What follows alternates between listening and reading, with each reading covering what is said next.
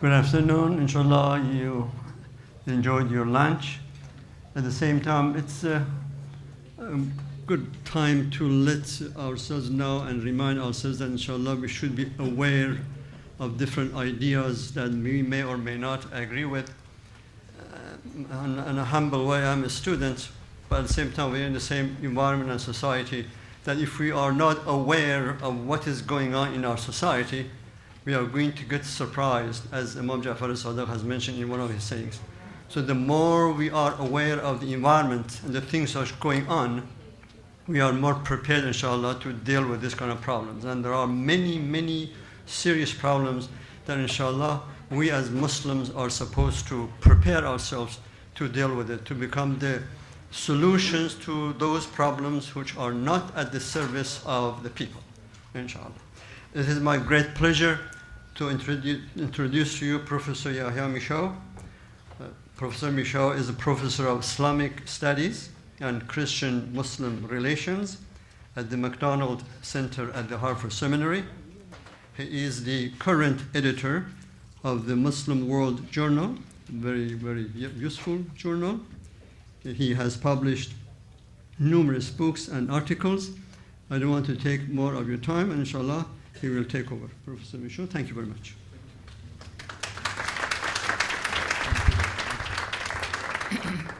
Assalamu alaikum. Bismillah ar-Rahman ar-Rahim. It's 2:20.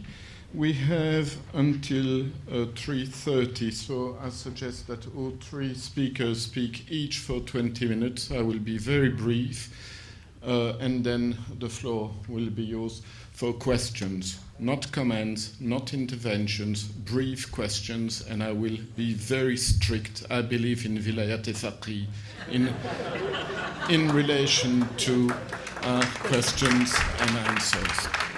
And so it's a great pleasure to introduce Professor Mohsin Khadiva. Last time I saw him was in Ramadan for the Ibn Sina conference, and it was fantastic to hear him. It's fantastic to have him here again. Professor Khadiva, the floor is yours.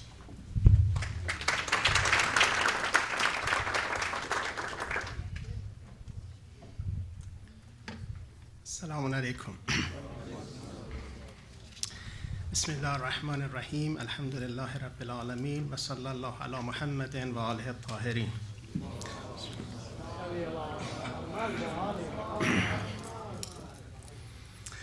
So, Shia's contributions to Muslim philosophy. I want to speak about the affairs of Shias.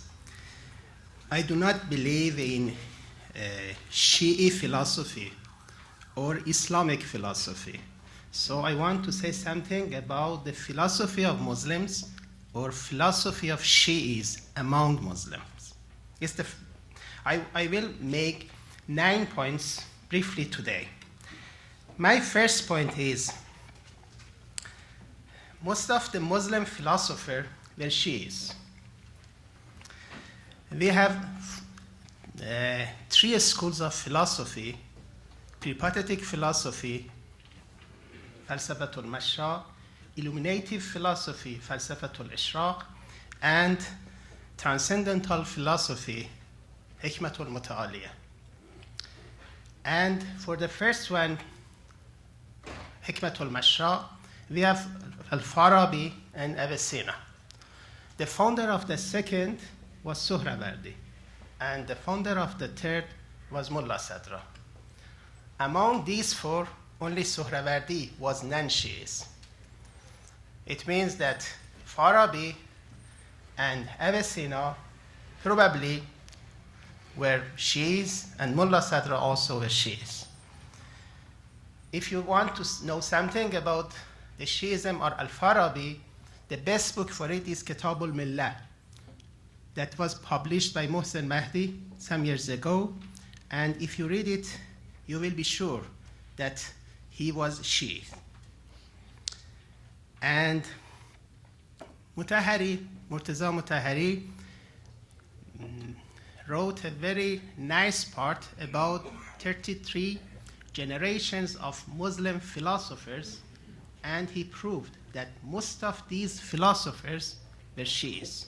You can find it in his book, Mutual Service of Islam and Iran, خدمات متقابل اسلام و ایران. Another point, my third point, was made by Allame Tabatabai. He wrote that we have 12,000 companions of the Prophet by their names and informations. And they wrote a lot of hadiths. They reported these hadiths, narrated these hadiths from Prophet Muhammad salawatullah alayhi. And also they wrote something in behalf of themselves. There is nothing about philosophical thought among these 12,000 companions except one, and he was Ali ibn Abi Talib alayhi salam. So he narrated this sentence, this statement from Avicenna. كان علي بين أصحاب محمد كالمعقول بين المحسوس كالكلي بين الجزئيات جزئيات المحسوس وكالعقول القاهرة بين الأجسام المادية. So Ali was among the companions of Prophet Muhammad like intelligible among the tangibles, or he was like universal among the particulars, material particulars. It means that also Avicenna believed in Ali in this case, as you see. The first point is Shi's contributions could be divided to 4 periods. The first period was a general participation of philosophical works of Shi'i philosophers, the same as Al-Farabi, Avicenna, or the others.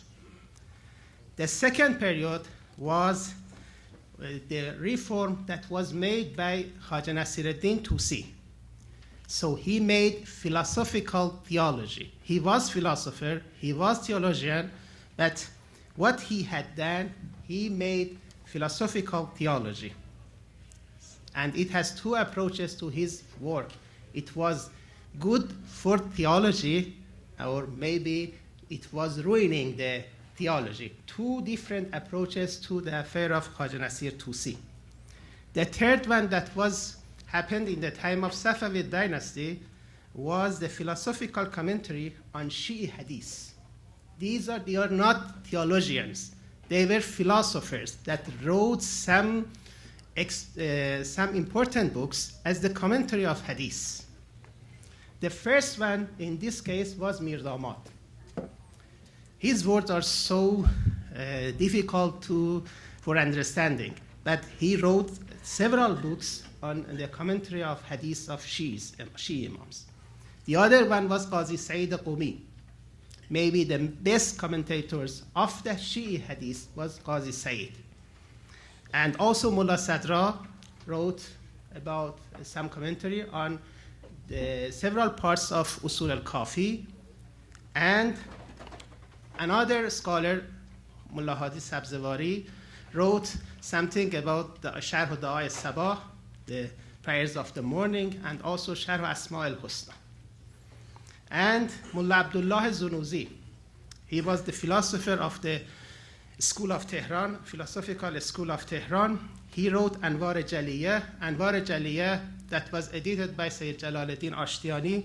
It was a book, commentary of Hadith of Kumail that he narrated from Ali ibn Abi Talib alayhi salam. And it's a very interesting book. The fourth period, establishing transcendental philosophy by Mullah Sadra. He combined 4 different schools to each other. The first one is peripatetic philosophy, Falsafatul Mashad. The second one, illuminative philosophy, Falsafatul Ishraq. The third one was the theoretical mysticism of Ibn al-Arabi, Sufism of Ibn al-Arabi, that it was the most important base for his philosophy.